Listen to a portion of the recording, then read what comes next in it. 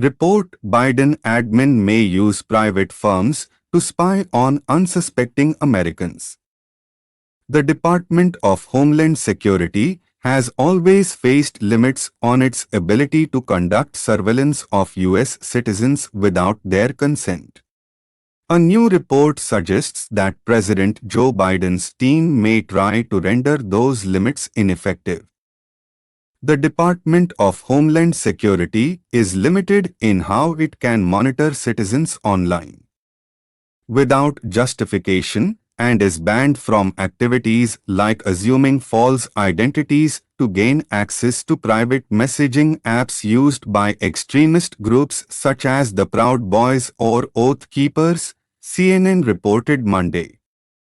Instead, federal authorities can only browse through unprotected information on social media sites like Twitter and Facebook and other open online platforms. Apparently, the Biden administration feels that it needs to spy on Americans by whatever means necessary. As such, it reportedly wants to use private research firms to do the dirty work. By partnering with research firms who have more visibility in this space, the DHS could produce information that would likely be beneficial to both it and the FBI, which can't monitor U.S. citizens in this way without first getting a warrant or having the pretext of an ongoing investigation, CNN reported. In other words, private research firms are not subject to the same restrictions as the DHS. This means that they can assume false identities and spy on unsuspecting Americans. CNN reported that the Central Intelligence Agency and the National Security Agency both have restrictions on collecting intelligence domestically. So private research firms seem to be the best option for gathering such information. It seems obvious that there is a good reason for restricting government agencies' ability to spy on Americans. Namely, it prevents the United States from turning into some sort of dystopian police state. CNN briefly touched on this concern, but put a spin on it in a way that only a leftist could. While the network admitted that the DHS has faced scrutiny for spying on public citizens, it cited last summer's riots in Portland as the prime example. The left-wing media outlet reported that the DHS response to those riots included collecting intelligence reports on journalists and unmasking private citizens. The implication, of course, is that this behavior was wrong. At the same time, CNN implied it was necessary to spy on conservatives and those on the right, namely those who participated in the January 6 incursion into the U.S. Capitol.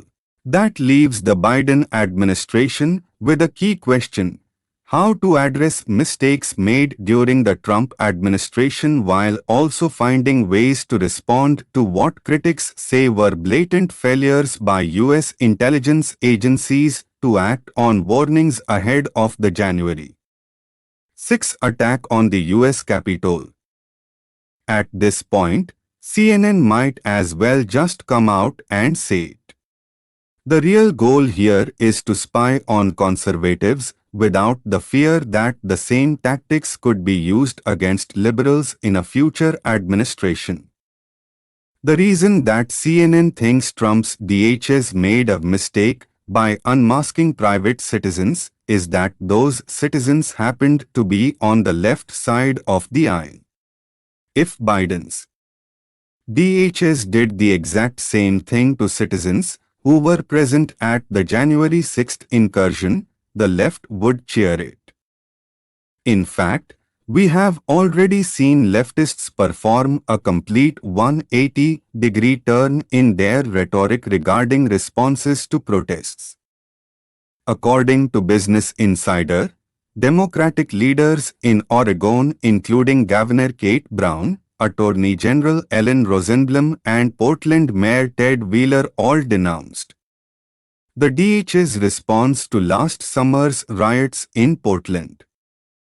Rosenblum went as far as to sue Trump's DHS for supposedly violating the Constitution by sending officers to protect federal buildings. Yet just a few months later, when another federal building, namely the Capitol, was attacked, that same left denounced Trump for not responding more harshly. Using private firms to spy on Americans is just an extension of the same idea. The leftist media wants left-wing groups to be free to protest, riot, and loot without fear of being watched beforehand or reprimanded at the scene. Meanwhile, they want conservatives to be monitored at every turn and face the full force of the government if they ever participate in protests or riots of their own. As a general rule, protests should be allowed, and domestic terrorism should not.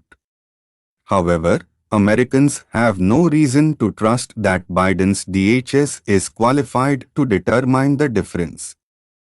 So far, the phrase domestic terrorism has a much broader definition when referring to Republicans and a much narrower one when referring to Democrats. Giving DHS resources to spy on Americans also gives them the power to determine who should be spied on, and that is a dangerous path to go down.